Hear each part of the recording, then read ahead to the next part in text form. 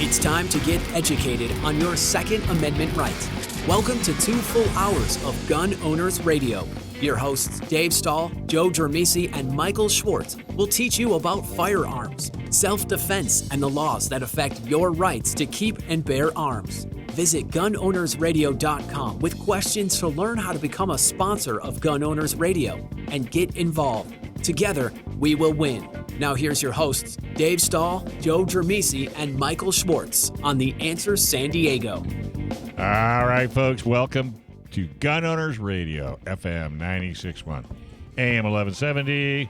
The Answer. Hey, we want to welcome American Shooters as the newest gun shop in San Diego and Gun Owners Radio's newest show sponsor.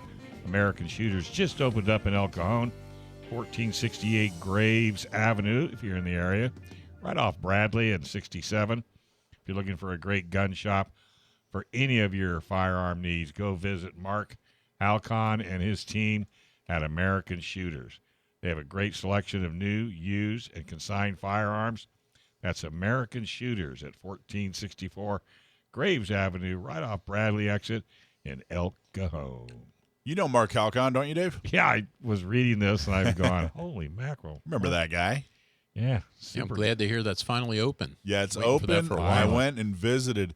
It's if for those, it's off the 67 in El Cajon, the chicken place, that Greek chicken place. Right. Is that Yeah, it's in the complex? same parking lot. Or the breakfast place. The breakfast house is also there. Right next to the DMV, too. Yep, the DMV's right there. But most importantly, there's a really cool gun shop.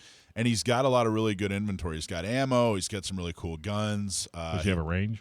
No range. Okay. But check it out. He's been trying to open, and COVID got in the way. So he's got a lot of really cool inventory. So if you're in the market for ammo or guns, he's got it. He's doing a really good job. Well, that's good. How's he doing otherwise? I think he's doing great. Mark's, so Mark, I don't know if you knew this or not, but San Diego County Gun Owners, Mark was a huge part in designing San Diego County Gun Owners. Mm-hmm. We sat down and had a sandwich at Filippi's down in Little Italy and talked about what the problems were. And he was instrumental in coming up with the plan and designing. He's been around for a long time, too. Been around, 150 years, something like that. He's been around. The earth cooled, and Mark Halcon started fighting for the Second Amendment. Pretty sure that's how it happened.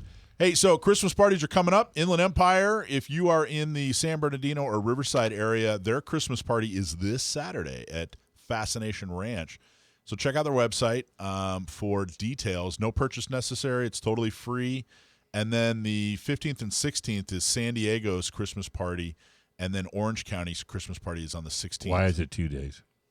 Because one's in San Diego and the other one's in Orange County. Which one's in San Diego? 15th? Yep. 15th's in San Diego. Where's it at? County. It is at, you got to check out the website.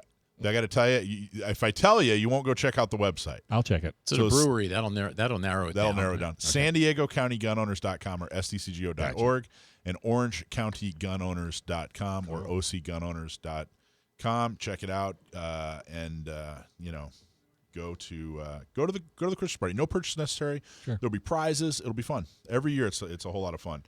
Check out the Magnum episode with me interviewing Alex Dovgalevsky. I got that totally right. I nailed it. Jackson, how did I do there? Very well. Thank you. Did you think for a second that maybe I was Russian with that accent? A little bit, but at the end, I thought it was perfect. Thanks, man. That's great. It's a really cool Magnum episode. Alex grew up in the Soviet Union. He's now an American and a huge gun advocate. And listening to him talk about what it's like in the Soviet Union, kind of the basics, like how do you do stuff? Like what's a grocery store like in the Soviet Union? Mm-hmm. How did you get a house? That kind of stuff. I thought it was pretty fascinating. So check it out. It's up on our YouTube channel. So check that out. And I wanted to talk about, we got an interesting email that I wanted to read. And I wanted to just talk about it for just a minute. This is from Elizabeth. I'm not going to give her full name. It's titled, Talking Smack About Liberals. Hey, I'm a member, she writes. I'm also left-leaning. Your comments in your newsletter and your posts on Facebook, which mock liberals, are offensive. Can't we all agree we have Second Amendment rights? Unless you want to further alienate me in which case I can give my money to the Socialist Rifle Association. I thought that was a very, very fair point, and I'm glad that she brought it up. And it's from the get-go, from the very beginning. We wanted to make sure that San Diego County gun owners and all our organizations are nonpartisan, and not just nonpartisan, but single issue. So we've tried really hard to make sure that our messaging is exactly that. I think that there's always room for improvement. If there's some things that she saw that she didn't like, then there are things that other people have saw that they didn't like. And I think it's always a good time for us to reevaluate and make sure that we're doing what we should be doing. You know, it is not accurate to say that all Democrats hate guns or all liberals hate guns. In fact, part of the reason we exist is to get back to the roots, of being a liberal, which is they're supposedly better on civil rights and freedoms than conservatives. For whatever reason, the Second Amendment has taken a hit. I think that's fair to say when it comes to folks on the left and liberals, that sort of thing. I think that's fair to say. But it doesn't mean that all liberals are anti-Second Amendment, and it certainly doesn't mean that all Democrats are anti-Second Amendment. Not all Democrats are liberals, and not all liberals are Democrats. We like to have fun on the show, but the reality is our show and our organization, we're very serious and we're professionals. We're not just a bunch of hacks spouting things off. So I thought it was a good email. I'm glad that she wrote it. I'm glad that she brought it up, and I just wanted to see what you guys thought about that. Are you looking at me now? Looking at you. My opinion's probably pretty close to the exact opposite of your opinion on that subject anyway. It's like, for one, if you find something offensive, okay, don't look at it. Go somewhere else. If you talk about the socialist Second Amendment group, I can't imagine you can put those two terms together, socialist and Second Amendment. It's just not. It doesn't work that way. There was a new poll, a new Gallup poll just came out a couple of days ago that polled 91% of Democrats want stricter gun control laws, and they say the gap is growing. And it's like, okay, how can you say you support the Second Amendment, but you support people that want more gun control laws? I mean, gun control, by definition, violates the Second Amendment. All of it infringes on my right to keep and bear arms, pretty much all of it. And, if you want to if you just want to call it Democrat rather than liberal, I mean, lots of Democrats support the Second Amendment. Gavin Newsom supports the Second Amendment. Joe Biden supports the Second Amendment. Kamala Harris supports the Second Amendment. Yet all of them are way hard over against the Second Amendment. So why are you a Second Amendment advocate and not just a Republican then? I am. Well, why not just be a Republican? Well, I'm not a Republican. I mean, I'm registered as a Republican because I have two choices, really. If I want to participate in our system, you got to be one or the other. But, most of my thinking or values are more in line with Republican or conservative than they are with the Democrat side. And it's, if you want to particularly look at the Second Amendment, I mean, and most people too, I think anyway, it's, most people are not single issue voters. I mean, when they vote, they lean left or they lean right. Mm-hmm. And they don't agree with everything. I mean, I tend to vote Republican, and I don't agree with a lot of the stuff they do. But overall, in general, I got more in common with that side than I do with the other side. So, it's hard to say you support people like that, and yet you support the Second Amendment. I got to tell you, it is hard. And I think it's fair to say that, Democrat, we don't have a lot of friends on the Democrat side. Well, no, I think that it's not just fair, but that's accurate to say that. Yeah, and we say, we're not partisan. I mean, and in the context that we don't care what your political affiliation is. We don't care if you're Republican, Democrat, Independent, Liberal.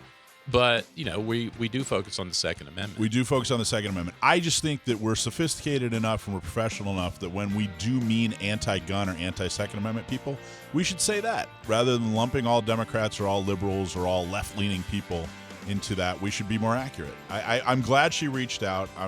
Thank you so much. Keep the feedback coming. And like I said, I thought it was a good time for us to just have a short discussion about it. Next is Monique with the San Diego American Legion's junior shooting team. But first, self-defense and emergencies can happen to anyone, and there's no guarantee. that the justice system will be on your side. Make sure you are protected for the legal battle after your self-defense battle.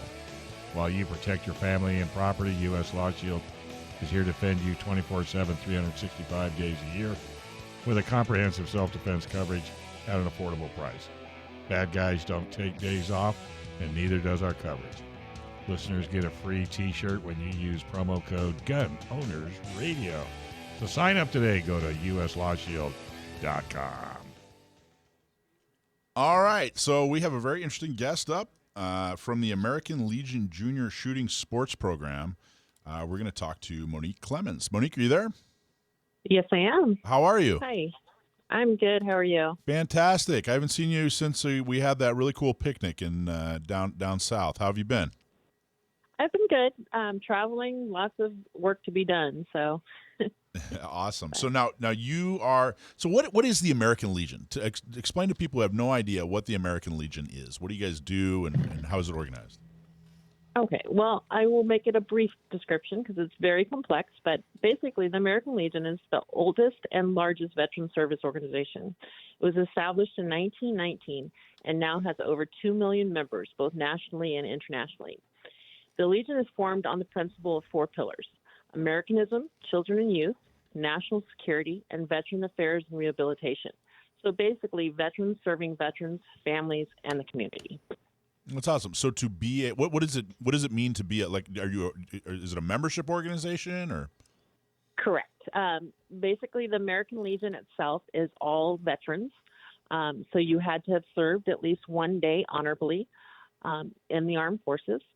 We do also have the auxiliary, which are the spouses and daughters of those who have served. And then we also have the Sons program, which is also the male descendants of those who have served and are Legion members. That's awesome. So, yeah. And when you say, like, when you know, veterans serving veterans, what are some of the ways that veterans serve veterans? What are some of the needs you guys fulfill? Well, our biggest thing, one of our largest programs is our VSOs. It's our Veteran Service Officers. And what they do is they actually help any veteran that needs it with getting their VA benefits, because that's normally a very complicated and hard process to do if you don't have someone there to help guide you through it. So it's one of the services that the Legion provides through our certified veteran service officers, free of charge to any veteran. And if they're a member or not, they just have to be a veteran. And we help them get through the services and get their VA benefits that they need. Wow. What drew you to the American Legion? For me, it was my wanting to continue my service. I started in the American Legion when I was actually still in the service, but my family, my grandfather, my father, everyone had served. So when I first joined, it was me honoring those that served in Vietnam and also World War II. At the time, being very young, I didn't feel like I was the veteran yet.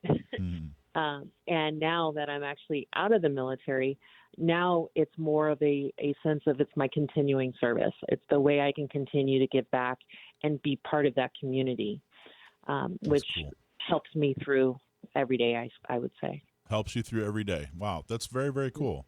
What branch of the military did you serve? I was Army and Navy, actually. Oh, really? Tell me, how did that happen? I did Army first, Uh-huh. then got out and had a family, and partway through that, I'd gone to school and everything, and then decided I wanted to be back in the military, and so I went back into the Navy Reserves and finished off in the Navy Reserves. So what did you? So you went in? Did you enlist in the Army, or? Yes, I was enlisted in the Army. What did you do for the Army when you were in? I was Signal Corps, so communications. And then when you went to the Navy Reserves, what did you do for the Navy? I was a nurse in the Navy. Really? That's awesome. That's Yeah. very, very cool. All right. That's interesting. I did not know all that. Okay, but that's actually we want to talk about the shooting sports and youth in California. How did the junior shooting club start? Well, First off, the Junior Shooting Sports is part of our Americanism pillar, which is all of our programs that have to do with children, and also other things, but that's one of the main things. And it's actually a national program, so it's been around for a very, very long time. And it's actually been in California for a long time. But here in San Diego County, we kind of brought it here just going on 2 years now, and it's established a district team. And right now we are just trying to expand that at this point because it was mostly Northern California that was participating, and now we're trying to get more participation down here in Southern California. What discipline, what kind of shooting do they do? It's all air rifle. Wow. They get to experiment with other weapons also, but their competition is air rifles. You know, our co-host here, Action Jackson. How old are you, Jackson? 8. He's 8 years old, and what do you do every Wednesday? Go to the Glock store in San Diego and just learn how to shoot my guns. That's awesome. Isn't that cool? Every Wednesday he goes and shoots, and it seems like, you know, I think it teaches kids responsibility. I think it gives them self-confidence. I think it teaches them discipline. Or is that what you find? Or is that the purpose for the Junior Shooting Club? That is definitely part of it. They learn the marksmanship, but then it's the responsibility, like you said, and safety. But then they're also exposed to the patriotism and the sense of service to your community, because all of our coaches are veterans and members of the American Legion. And so they're able to see on a daily basis that they're interacting with all of our coaches that of an example of what it is to continue to serve and what it is to have love for your country. So they're learning a lot more than just shooting and the safety, which is, of course, what we all want to make sure they do also. But the rest of it is also, those are the life goals that will help them later on. What attracted you to this program? Why is this program important to you? Well, for me, it's one of the programs that I do. I think that all of our programs are very important, but this one in particular, it was something that I actually myself competed in high school. I was a member of the rifle team in high school. Back then, we just did 22s, though. We didn't do air rifles. And I remember competing, and I remember going. I loved it. It was and it was part of what made me go into the military also, that experience and being with the coaches and learning from them and going to these competitions and getting to shoot and just learning. It gave me a passion for always loving, my fun toys, and also being able to, like I said, I was drawn to it, and it brought me back. Now doing the program brings me back to my times in high school when I got to do it then. I'm guessing you didn't go to high school in California. Actually, I did. You did? You guys had a rifle team? I did. Where did we did? What part of California was that? That was in the Bay Area, actually. And we actually had a. It's getting crazier. We had a range underneath our. It was next to the ROTC room in our high school. Wow. So. Next to the ROTC room. Unheard That's of good nowadays too. in California. Hey, Monique, I had a question. Could you go back to the air rifle thing? Could you explain the air rifle? Because I'm not sure everybody has the same picture when you say air rifle that you guys use for competitions. So basically, it is. It's just pellets. There's no bullets. They're just pellets. So, and then they have they have different style of them. The new ones that the team actually just got, I have not seen yet. So I think they're the Daisy ones.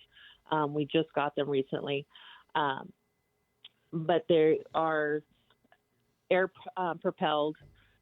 So safety wise, of course, everything can be dangerous, but it's a good starting point. And it is something that is easier and a little less expensive for us to be able to have the kids compete with. So. Okay. What distances are they shooting when they're competing with those? They're actually doing, it is good question. I have to think about that. Less than a mile, under a either the mile. indoor Under a range- mile. Yeah. Oh, yeah. Sorry. Yeah, it's in the indoor range. I should know that number off the top of my head. I don't. I'm sorry. That's okay. How many kids are in the program? Right now, the highest we've had is 13. That number fluctuates a little bit because we have new kids that come in all the time. Because what we do is we have the ones that have been around now for a while, and they're definitely 100% in the competition realm of everything. But then we have other kids that come in, and they're just really learning gun safety, and they're learning about how to act at the range and what to do. And so they're kind of just learning and figuring if it's something good for them or not. So sometimes we'll have someone that comes a couple of times and they either figure out they aren't really into doing it or they stay. But we normally have about 13. Recently we had a couple that actually aged out because they were off to college. So. And are there weekly practices or there matches? What's the schedule like? Yeah, what we do is it's about an 8-hour commitment per month because it's 2 practices a month every other Saturday, and it's early in the morning. They go down to the range and they're there for about 3.5, 4 hours. Part of that is briefing time. They have briefing before and after, and then the rest of the time is on the range. And then they get to also because we do have sometimes some younger members, the 8 to 10 years, where they're not quite ready to compete with the 17, 18-year-olds. So with the younger members, it's more about just getting them comfortable and letting them see the older kids shoot and getting them a little excited about when they'll be old enough to actually compete. Cool. And you're going to hang out with us. We got one more segment with you. Okay. Hey, folks, does selling your home feel overwhelming? Well, it doesn't have to be that way with Scott Vinson from Coldwell Banker Royal Realty. Scott Vinson is the perfect guide to help you sell or buy your home. Scott has also been a San Diego County gun owner board member from the start. So if you're moving, let fellow Second Amendment supporter and real estate broker Scott Vinson help you sell your home and find you a new home anywhere in the United States.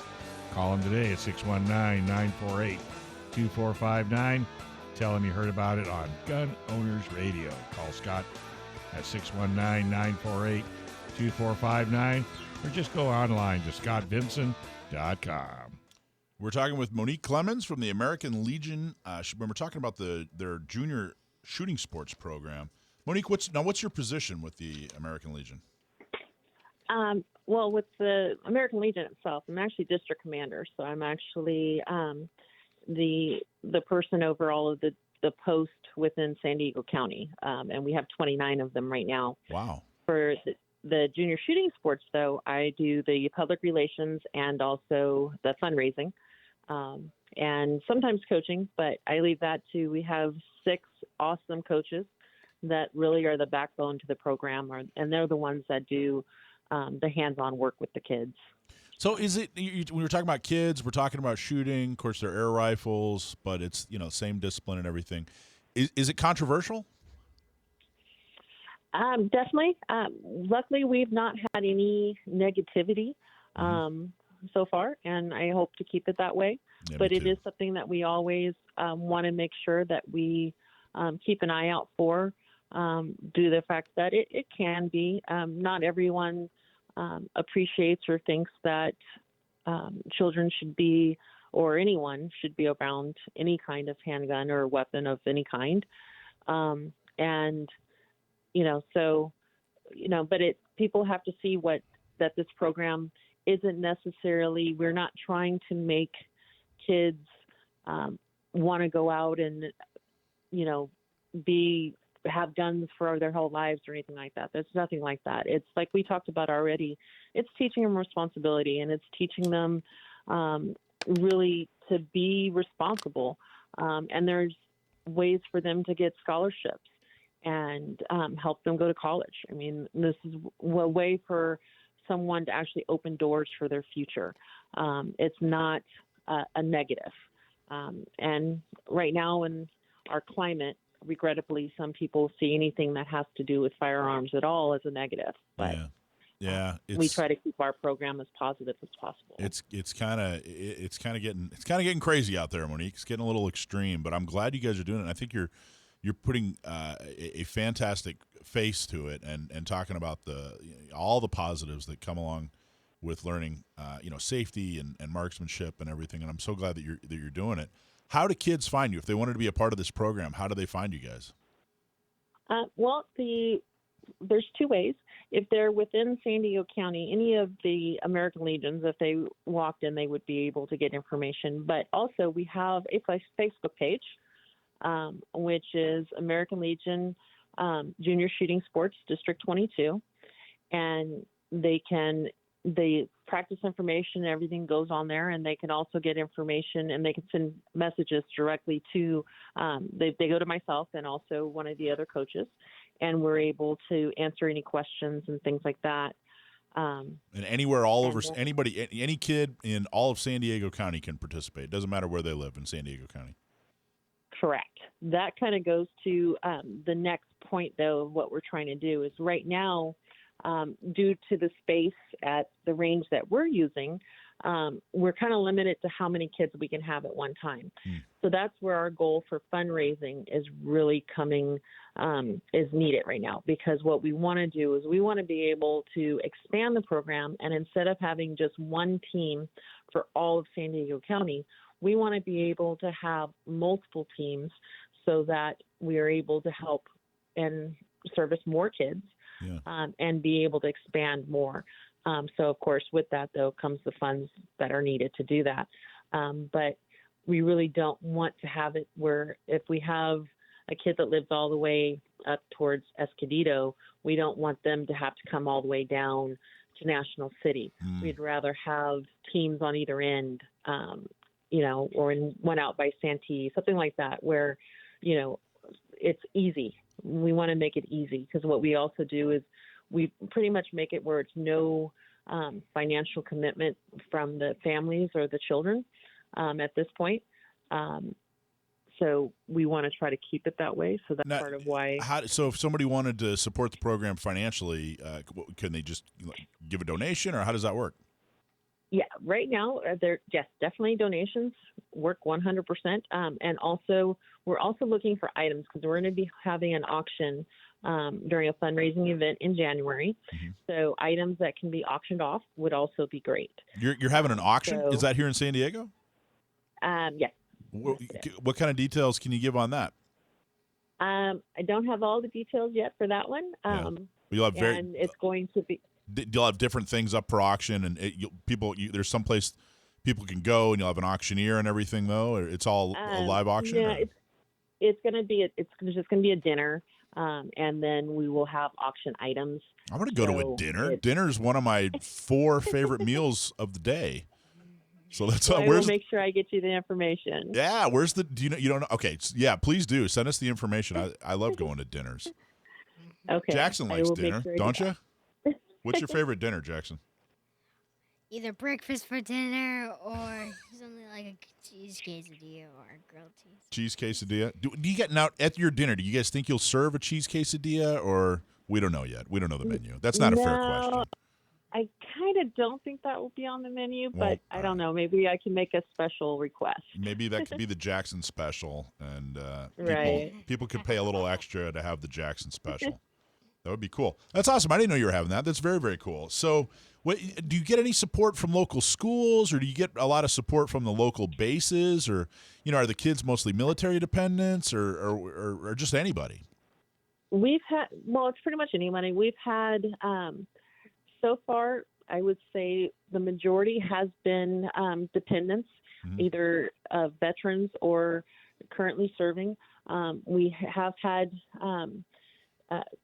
children from where their parents were all different branches of service. So it's definitely a wide range, but it's not just for the children of veterans. We're open for anyone. What's a cool success story, Monique? Is anybody, what's a cool success story? Either like something that's, one of your kids has won, or is there like a a personal success story or anything like that? Well, I think the best was this last year.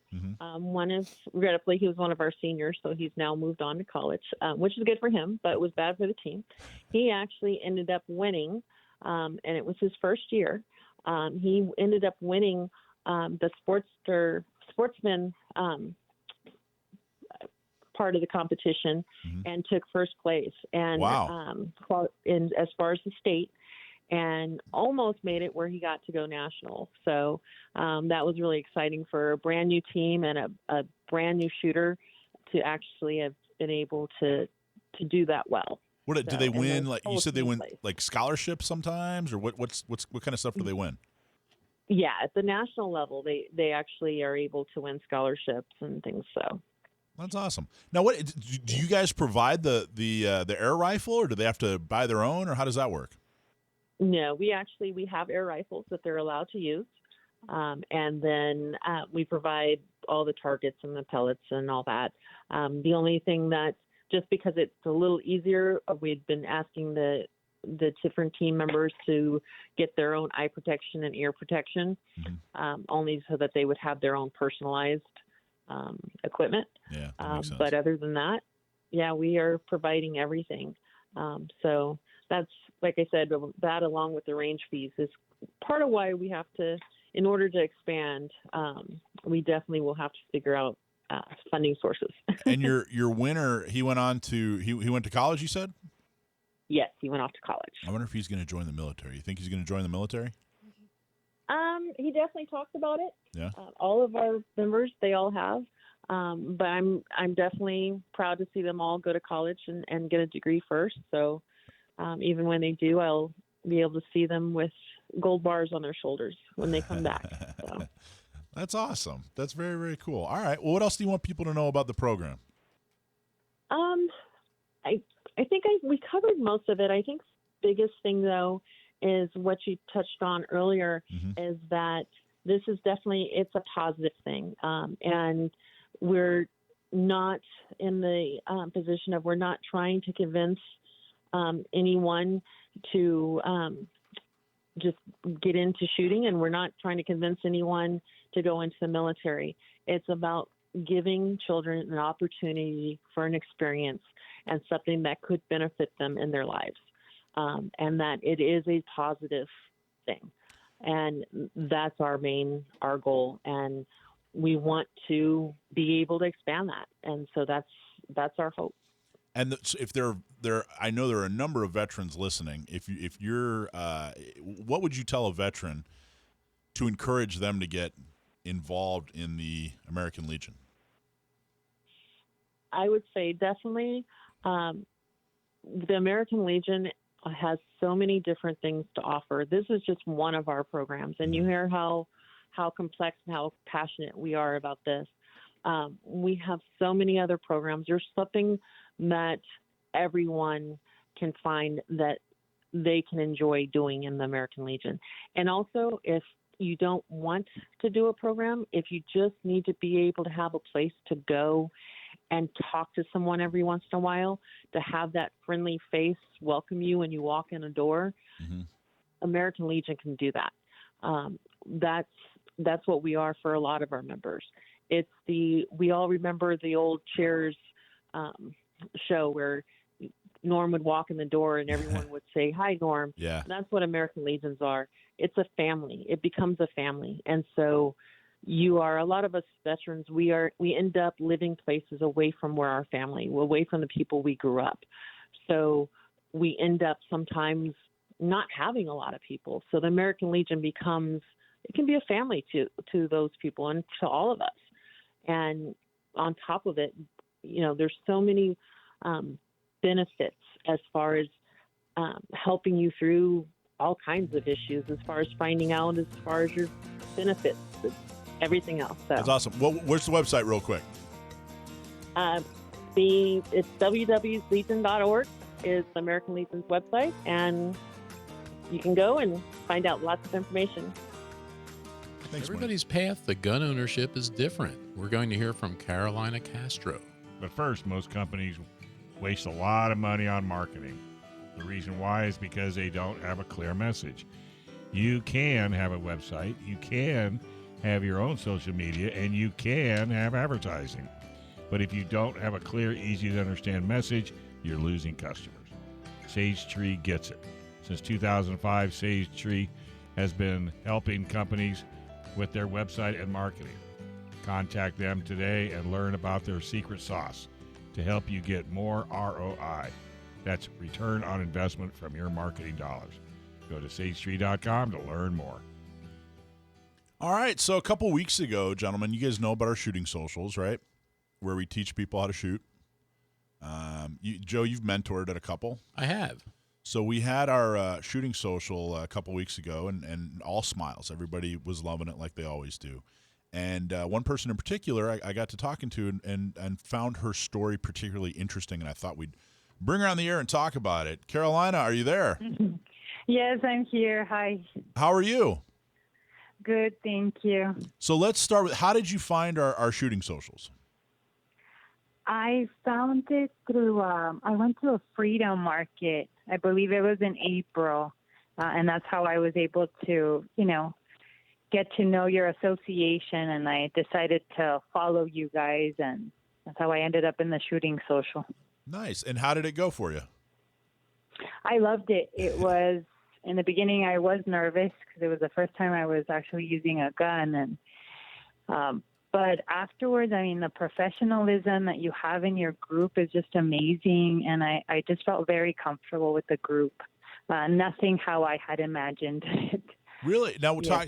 talking. I have a picture of you holding a target with a lot of holes in it and an enormous smile on your face. So I know you had a really good time, and you did so well. You did great. What did you? Had a really good time. What when you said it wasn't quite what you imagined? How what did you imagine, or what did you think the worst case scenario was going to be? No, I just thought I didn't know we were going to have a mentor, like a one-on-one mentor. Like, all right, I thought it was just going to be a group of us. Like, okay, you shoot and then you shoot, and this was just very, just having that one mentor. Mm-hmm. With you, what made all the difference? It was, and I appreciate you saying how professional. I mean, we run it pretty smooth. They're all volunteers. All the mentors are volunteers, but I think we do a fairly good job. Now, the interesting part of the conversation that you and I had after was that you said at one point in your life you were fairly, and I don't want to put words in your mouth, but you said you were fairly anti-gun, or were not really in favor of the idea of gun ownership. Is that? Very, very much so. I'm coming from, I was born and raised in Calexico in the border town. And then, with my parents, and I have to bring it back to that because this is how it'll circle back to how I changed my mentality on the views on owning a gun. So with my parents, they told me, hey, listen, you were born in the States, you have a golden ticket. All right. No, you have to work hard in order for you to be able to go anywhere, right? You put in the work and you got it. So then I go to college. And in college, for 7 years, I was taught, you're oppressed, you're a minority, you're oppressed. And so I became an extremist on the other side, an extreme leftist that believed that we need to get rid of the guns, they're causing war, and get rid of them, without really understanding more, because I just wanted to listen to one side of the story because that's what fit in how, this is how I was able to fit into college, right? Liberal arts. I studied, I don't know if you guys are familiar with critical race theory. And for 7 years, I've heard of it. I was taught. It's made the news lately, for sure. Yeah, 7 years of that education. The emphasis on my education was critical race theory. And so I have a bachelor's in ethnic studies and a master's in social work. So you have, this social worker curriculum based on critical race theory. And so it was just, no. We do not use guns. No, we're against them. Everyone should give up your power to the government. They're the ones that are able to help us. So this is how that drew me in to hate guns so much. Wow. Plus, I was watching news, and everything around the news circled back to, you have these shootings, so against guns. So again, I only wanted to listen to one side of the story. Mm-hmm. And that's what led me to be so against them, because I wasn't open-minded. I was closed-minded, but according to mainstream, I was open-minded because I was an extreme leftist. Yeah, I lived in San Francisco for a few years right when I got out of high school, and I used to describe it as, it was an entire city of people saying, "Open your mind and think exactly like I do." Yeah. There was they didn't really want you to open your mind. They wanted you to change your mind. Is really what they wanted you to do. So, what changed your mind? How did you went through this experience and you had these opinions? What changed? What changed was my previous relationship, my partner, he's Romanian. And so he lived through communism. And he would have conversations with me and ask me, why are you always talking about yourself like you're a victim? Like you were raised here. Like, why are you feeling like, oh my gosh, there's racism, like, oh, I'm being discriminated, like, why? And I would tell him, like, you don't understand, you weren't raised here. But the more he would question and ask me, like, why is it? And that just made me question, like, well, that's true. Why is it? So as I also, when I was in school, I was raised Catholic, but when I went to school, all of a sudden my belief system was shattered because, no, you don't believe, we're not supposed to believe in a higher being. No, we're for the people. And again, I was an extremist. And as he would question it and ask me the questions of, like, why is it that you're acting this way? And why is it that you're always victimizing yourself? And I thought for a minute, like, that, why is it? Like, why is it that I hate the right so much without really ever bothering to have a conversation? And if I'm going to claim to be such an amazing social worker and I'm not willing to listen to the other side, like that, I'm just being one-sided and closed-minded. So I started diving into the other political side because I wanted to learn. And if I'm a good listener, then I want to learn from the other side. And again, as we mentioned, like, it just took me through the rabbit hole. And I realized, like, how much brainwashing had happened in school. But I went back to my roots, my parents, my Catholicism, getting connected with God and understanding communism and connecting it back to how school was grooming me to believe that the government was the one that was going to save me. Well, and it's interesting. Save all of us. It's interesting too that someone from Romania. I'm assuming he grew up in Romania and was a recent. He grew up, yeah. And it's interesting that kind of an outside perspective, saying, "Hey, I'm kind of putting words in your mouth here, but it seems like he was saying, hey, look, I fought hard to get here to experience all this freedom, and I don't understand why you're criticizing. He came here for a reason." Right. And you had the opposite opinion after growing up here, and it seemed like he was maybe not. I don't know if he was he trying to convince you, or was it more of an honest, like, hey, I don't get it here? Yes, it was like, hey, listen, I came here with nothing, and now, like, after working hard, like, I've made it. Like, wow. I climbed the ladder, and you, being a citizen here, like, what's to complain about? You have everything. You're privileged. You're privileged. So when when you changed some of your views and looked at things a different way, did you lose some friends? Did you have some friends left over from college or whatever? Did you lose some relationships, or were people pretty accepting, or how did that go? I started voicing out my opinion on Instagram. More and more, I just started sharing posts on, the other side, the right view. And I was surprised that people started reaching out to me and saying like, hey, like I'm right there with you. Like, yes. And so it was attracting like-minded individuals, which is what I wanted. I'm still closeted to some friends, and I just listen, and I'm like, I'm not even going to get into an argument. Like, I love you very much, but that's okay. You have your different opinions, but I'm much more open about my views now. I just, if I'm not willing to argue because I already know where they're coming from, I just shake my hand and I'm like, yeah, it is what it is. And when you tell people about the shooting, so we have like 45 more seconds. When you told people about the shooting social, how did that go? I was surprised that a lot of my friends were quite excited, and they're like, I'd like to learn. I'm like, hey, let's do it. So I think more and more people are waking up and are seeing things very different than how we were, again, trained to believe. No, let's get Carolina. Can you hang out for another segment here?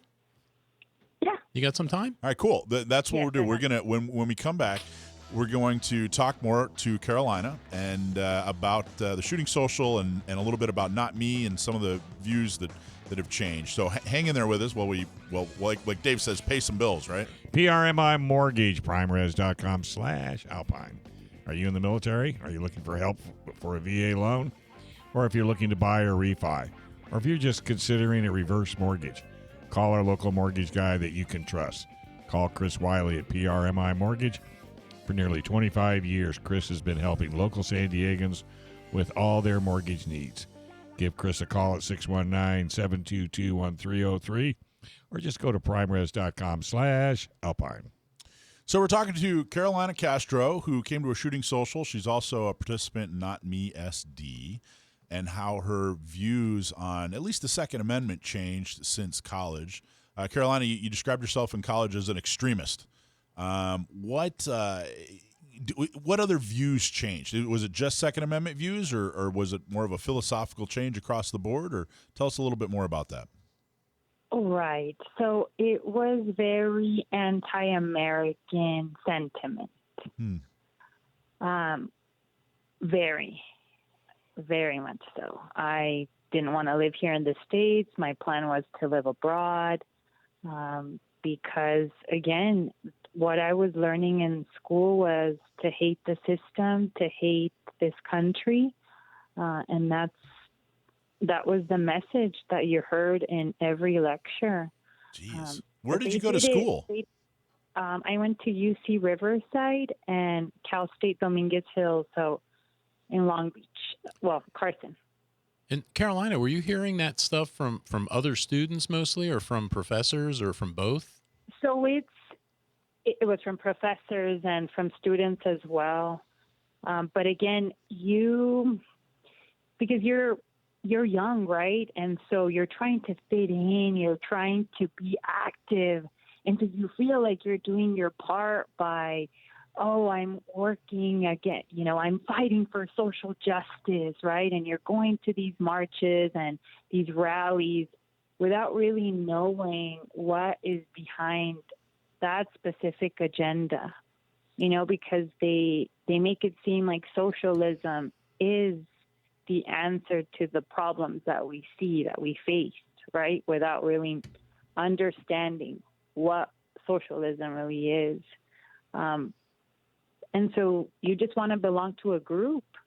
And because in the liberal arts, that group is popular, so you follow what the professor thinks is the right thing to do, what your peers are doing. Yes, we believe in social justice. And so that's how I was being, again, groomed to have this anti-American sentiment. And so that extreme view. It sounds like, so guns used to represent crime and danger. What do they represent now? I'm sorry, what was that? So when you were in college and when you were going through your experience, and when you said you were an extremist, you'd mentioned, I'm paraphrasing, but that guns kind of represented crime and danger. What do guns represent to you now? now it is more of, well, because of that social that I went to, and as I listened to more on the history that I should have been taught of how when you remove these arms from the people, then you're basically giving up those rights of, okay, and I'm not saying that we're going to go out and shoot everyone, like, no, but this is like, it's the privilege that we have to have these guns. And I look at countries such as our neighboring country in Mexico, where not too long ago in a small community in Mexicali, it was a small cartel that came in, and in a specific stop sign, they were asking people for money. The community needed to give them money, and they were armed. It's like, no matter what happens, the black market will always be available to provide guns to the thugs, to the cartel, to everything. Meanwhile, the good guys, like, we're not able to protect ourselves with this. And so, now for me, having that gun is a privilege, and having that gun is like, this is how we're going to be able to defend ourselves. So it has changed completely on how I saw it. And because of my interaction with gun owners, how responsible and how, they see this as something that is very important to them, and they're so knowledgeable about how they handle their guns, about their rights. So it's not what was portrayed of like, oh, it's a crazy person that owns these guns. It's like, no. Some of the best people I know. I mean, some of the best people in Exactly. society, truly. Exactly. So But what? it took having conversations with those people for me to understand that. Well, I'm glad you did. I'm really glad that you attended, and it was such a pleasure meeting you. So what would you say to people, where you used to be, people that used to hold the same opinions that you had, or people that were or are as extremist as you were? What would you tell them? Right. How would you? What would you say to them? I was always angry. I think the most important thing that we can do is, because again, in my mind, I believe that anyone that was on the other side was an enemy, right? And so before we begin to attack, because again, we claim that we're so open-minded and yes, we believe in all these rights. Like, wait a minute, like, we need to start listening and paying attention and doing research that encompasses every point of view in order for us to really understand the subject, the issue, because that is what open-minded is, to understand the overall picture. That's interesting. So I have a co-host here. His name's Action Jackson. He's 8 years old. He goes shooting every Wednesday, and he actually had a question for you. What kind of gun did you shoot? Oh, gosh. So it was my first time. So I know you guys wrote it down. I have no idea. It was a black gun. It was a pistol. I think it was a Glock 19, by the way, I think. I'm sure. Yeah, I think so. There was two. You got to shoot a couple different kinds? Alex let me shoot the second one. He's like, yeah, I'll let you shoot my gun. That's awesome. Yeah, so there was two. Yeah, so I'm really looking forward to going to more shooting socials and bringing in my friends and anyone that's interested in going. Well, that part's really exciting. Coming and having fun, that was awesome, but that you valued it enough and enjoyed it enough that you're going to recommend, other people is amazing. I really, really appreciate that. And I think that means a lot to everybody involved. It means a lot to our organization and all the members and everybody that was there helping. So thank you so much. That's very, very cool of you. Yeah, thank you. So are you going to become a gun owner then? That is the goal. Definitely. That is the goal. And you're working through Not Me SD, right? You're working with a woman. So I need to touch base with her, but the main thing right now I have is going to the shooting socials. Yeah. And then eventually, participating in them. And we have every second Saturday is when we host them, and you can find information on SanDiegoCountyGunOwners.com for the shooting socials.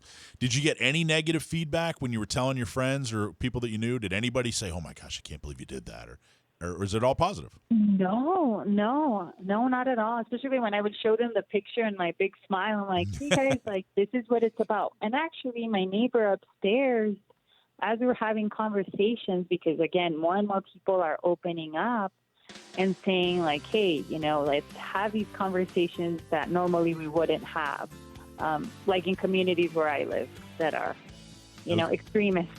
That's awesome. Carolina Castro, thank you so much. I look forward to seeing you at the next shooting social. So the Ahmaud Arbery case was another high-profile self-defense case that just finished this past week, so we're going to talk about that next. But if you have legal matters that involve firearms, then you need to call Attorney John Dillon, especially if you have questions about red flag laws, gun registration, gun transportation, or maybe you need to know that your guns are California compliant. Call our trusted firearms attorney, John Dillon. John Dillon specializes in California gun laws. Call 760-642-7150 or visit his website at DillonLawGP.com. Okay, so we're going to continue with Dan Wos here. And Dan, we're going to ask about the Ahmaud Arbery case and what you can tell us about that. I guess first off, I guess could you recap that? So I don't know if everybody knows exactly what's going on here because we had 3 big cases in the last week or so. Yeah, well, when I first saw some of the footage on this thing, and I first started seeing news about this, it was a story kind of about a guy who was accused of trespassing in a neighborhood, and he was accused of going through this construction site, and he shouldn't have been there. And apparently there were other accusations that he had been trespassing previously. So I'm watching the thing and I'm going, okay, all right. So the guy's trespassing, and then they see the guy running, jogging or running, however you want to see it, and these 3 other guys take it into their own hands, take the law into their own hands, and they follow the guy and they confront him. And then I see 2 vehicles. I see a truck. I see Ahmaud Arbery walk in front of the one truck, and they had a physical confrontation, and he gets shot. Now, I guess what the idea was there is that they tried to claim self-defense. It didn't necessarily look like self-defense to me. It looked like these guys trying to protect their neighborhood and maybe misread the situation. Now, I didn't see all the details in the court case, so I don't know how much they got into the whole trespassing stuff. But it was the case came down as they did not have justification for self-defense, and they killed this guy. That's the way I saw it, and I guess we go with the court, with what the court said. I mean, they had the data, they had the details, and they made the decision. And I think the court system worked in this case, and I also think it worked in the Rittenhouse case. Well, and that's a good just a good comparison there too, because a lot of the anti-gun media and those people, lump those two together is why self-defense is bad, basically. And the difference between the Rittenhouse case, or what are some of the differences, I guess, in terms of self-defense between what happened with Kyle Rittenhouse and what happened with these guys? Oh, well, I think it's pretty clear. I think it's clear. To me, Rittenhouse was clearly attacked 3 times. I mean, you could see it was all on video. These guys were coming after him. One guy had a gun. And his self-defense was perfectly clear to me. Now, the other case, the Arbery case, it didn't look so clear to me. It looked like Arbery attacked the guy physically, and there was a scuffle with the rifle. It was a rifle or a shotgun. I can't remember, but there was some sort of scuffle there, and he ended up getting killed. That didn't look the same to me. It wasn't. They were following him. They were pursuing him, so it was a little bit different. These guys in the Rittenhouse case were pursuing Rittenhouse, and they were attacking him. So it just looked a little bit different to me. These things are never clear cut. I mean, there's always so many details and so many parameters and things that we have to take into consideration. I would hate to be the juror on either one of these cases. Yeah, it's one of, when we talk about training a lot. Hey, take a class, take training. We have this instructor coming into town. We're not really talking about marksmanship. I know that everybody out there can put a hole in a piece of paper, 10 yards away. There are very few gun owners that have had any kind of training. That's easy. And it's important, but really what the complicated part, and I think what more gun owners need training in, is understanding the legalities and the morality of self-defense, what you can and can't do, when you can and can't do it.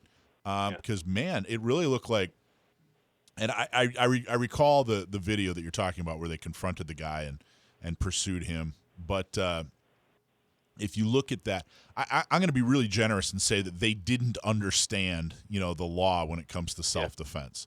I think other people might see that video and say their motivation was a little bit more, I don't know, I don't want to say sinister, but clearly in that case, they didn't understand the legalities of self-defense. And the people that criticize Rittenhouse definitely don't understand the legalities and the moralities of self-defense. Is that a fair statement to make? Oh, definitely. It's politically driven, of course. But in the Arbery case, the guys didn't understand self-defense. Totally agree with you. However, there was more to it than three white guys hunting down a black guy like the media would like you to believe. There was a heck of a lot more to it. I mean, there was a situation that was unfolding, and it was different. Now, they clearly made a mistake when it comes to self-defense, and they shouldn't have done what they did. Were their intentions bad? I don't know. The outcome was horrible and unjustified. But in the Rittenhouse case, it was. I mean, the people on the left don't understand self-defense there, but I think they do understand self-defense. They just don't want to admit it. They don't want to admit that Kyle Rittenhouse acted in self-defense, because what would that say about their side, their team, their rioters and protesters? It would say that they were the bad guys. And I don't think the left wants to admit that they're the bad guys, because I think in some twisted way they believe they're the good guys. Did you see? I agree. So many, especially the talking heads, kind of stuck to their story and didn't really get specific, but just decided it was a bad case. Did you see, though, Dan, Anna Kasparian from the Young Turks come out and actually change her position and say, "Hey, I was wrong"? Did you catch that? No, I didn't. Yeah. So I don't know. Are you familiar with the Young Turks? Oh yeah. Not exactly a pro-gun program. And right, exactly. Who's that guy? Schenk or whatever his name is. Yeah, Younger. I think I'm saying that right. Anna Kasparian is his sidekick, and man, she was all over Rittenhouse. And then when things came down and the decision went in favor of Rittenhouse, she actually came out and said, "You know what? I was wrong. I bought what the media was selling me, and what they were selling me wasn't right." I'm paraphrasing. But that was the gist of it. That was shocking to me, because there really are few people that are more anti-gun or more narrative. I mean, when you talk about the narrative, she's one of the people that sets the narrative. It's not even like she follows it, but for her, it was so obvious, though, what went on with Rittenhouse, and the fact that, frankly, he acted well within the law when it comes to self-defense, even to the point of restraining himself. That third guy. Yeah. He paused. He waited. He paused until the guy actually was pointing a gun at him, which shows amazing restraint and understanding and self-awareness. But it was so obvious that even somebody as extremist and as narrative driven as Anna Kasparian even came out and said, "All right, okay, I can't even pretend at this point," which I thought was amazing.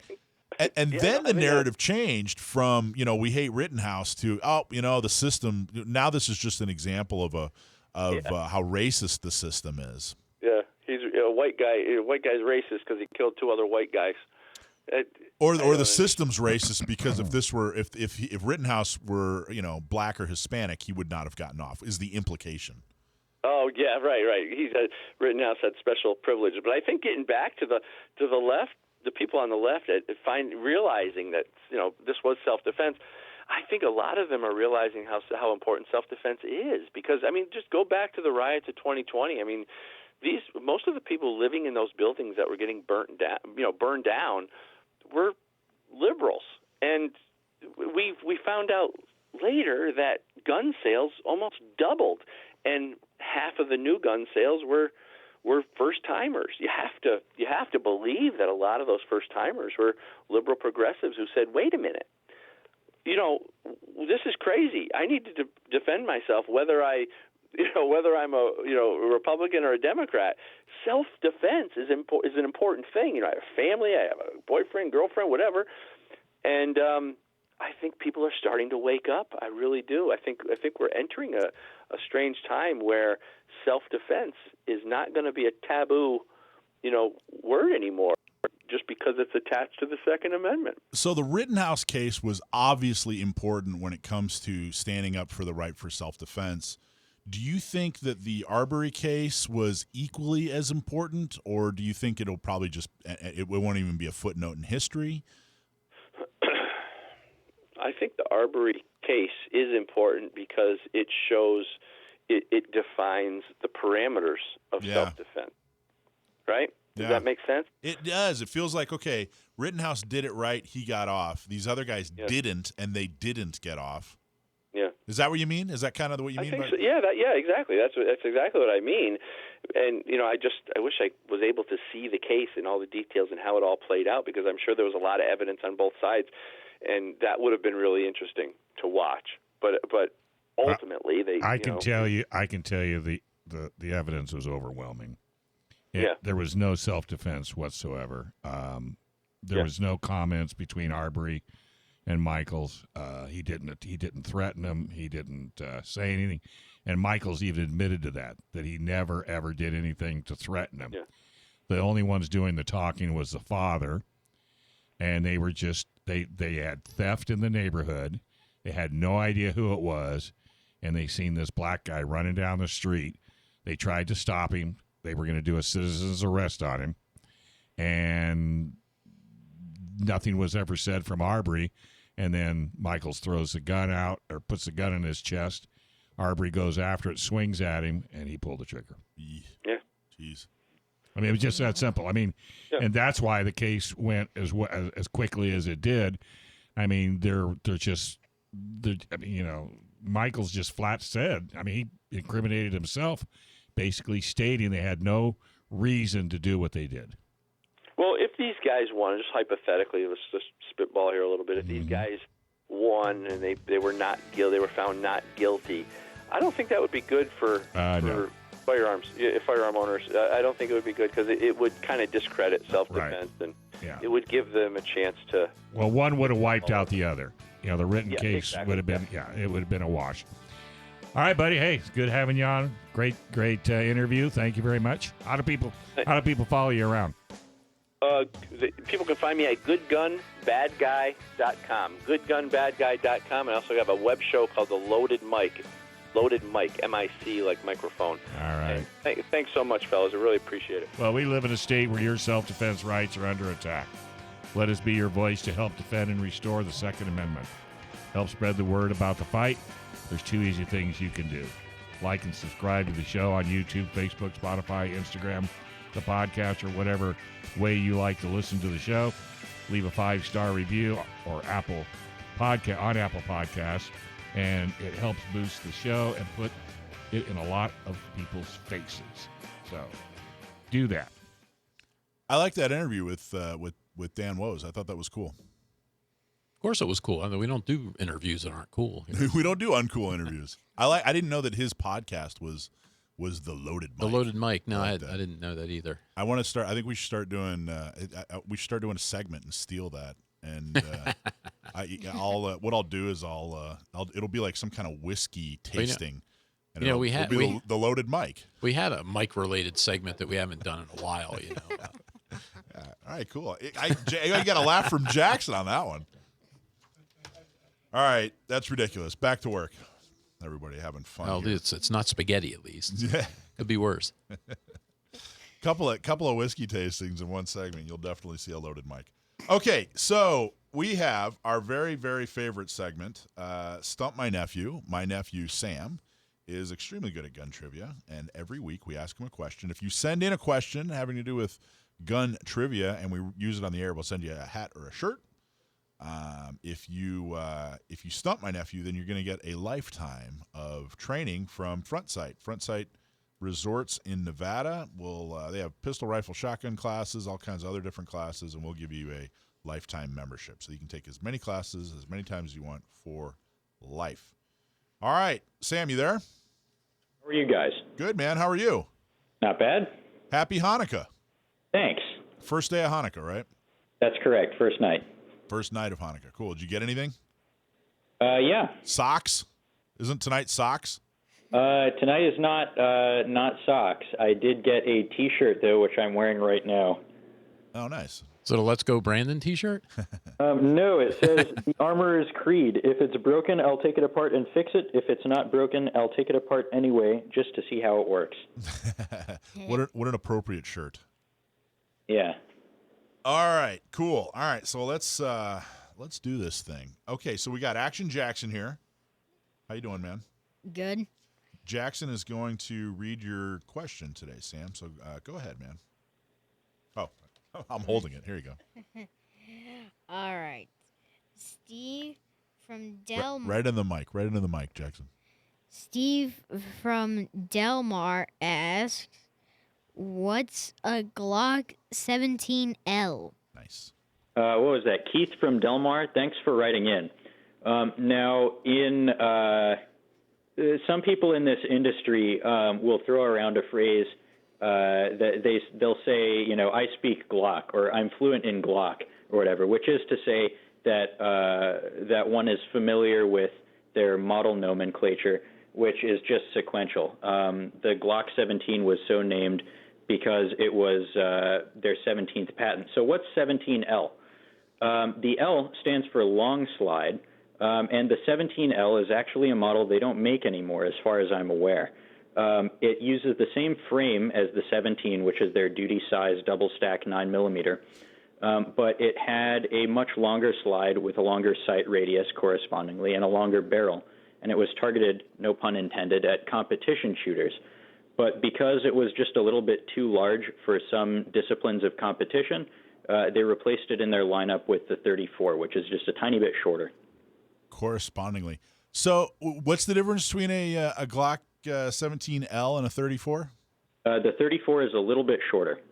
Just the slide's just a little bit shorter, huh?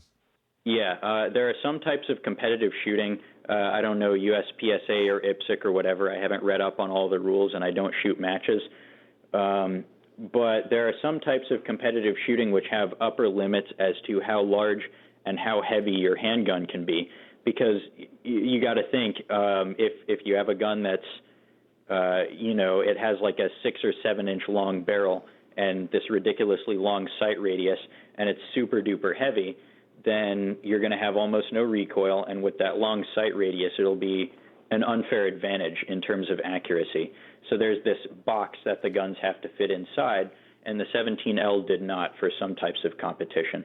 And I don't even know. My 19, I think, has a 5-inch barrel. The 19 has a 4-inch barrel. 4-inch barrel. According to their website, 4.02, I think, but everyone just says 4-inch barrel. And the 17 has a 5-inch barrel? Yeah, roughly 4.5-inch barrel, roughly. 4.5, really? I thought it was much longer. And then, so what does the 34 have? The 34 is like a 5-inch. No. Why do you have that all memorized? Because I speak Glock. Is it you have a 34, don't you, Joe? Yeah, and I thought because the lower part, the frame is the same as the 17, and the slide assembly I thought was like 0.84 inches longer or something like that. Have you actually? Do you have a 19? I do. Have you ever tried to put the slide on the from the 34 on the 19 or vice versa? No, I have not tried that. Does it The work? slide from the 19 won't fit on the 34. That was going to be my next question. The 34 will fit on the 19, but not correctly. So say that one more time. The slide from the 19 won't fit on the 34. The slide from the 34 will kind of fit on the 19, but it won't go on correctly. There you Yeah, there's your answer. I have a 30. What's the single stack 45? Do you remember? That's the 36. So my understanding is you can take a 36 slide and put it on a 30, and it makes it a little less hefty. I have not heard that. I'd have to try that sometime. Something I really wish Glock would do with their 36 is, first of all, revive it, and second, make a version with a longer slide and a longer grip so you can get your whole hand on it. I mean, obviously there's a market for single stack 45s that are relatively slim. Otherwise, no one would sell 1911s anymore. But what do I know? Relatively slim. That's my rap name. I don't know if you knew that or not. Relatively slim. I like it. Yeah. Anyway, awesome job. When did you become such a Glock guy? It pays to know all these model names and numbers and everything when you work in a shop, because when a customer comes up and describes a gun that they don't know the model number of, it's a great way to wow them and also help them find the right ammo if you just know immediately what it's called. That's awesome. Well, cool, man. Well, very, very cool. Excellent job. You got it right. You nailed it. Gave us a lecture on all the ins and outs, and did an excellent job. That's a good way to kick off Hanukkah. Yeah, fun question. There are lots of obscure Glock models. You've got the 19C, you've got the 37, the 38, and the 39. You've got the 46. Lots of fun stuff there. What is a 19C, now that you brought it up? The C stands for compensated. It has ports in the barrel and in the slide, and I don't even think they make them anymore. The idea with the porting is to reduce muzzle flip, but I've heard they are not quite so reliable. Right, I'm sure they wouldn't be on our roster out here anyway. Probably not. It's the best way to get port is right from the barrel. I should save that for loaded mic segment, I guess. Yeah, I'm not such a wine guy, so I'll have to defer to your wisdom. On wine. All right.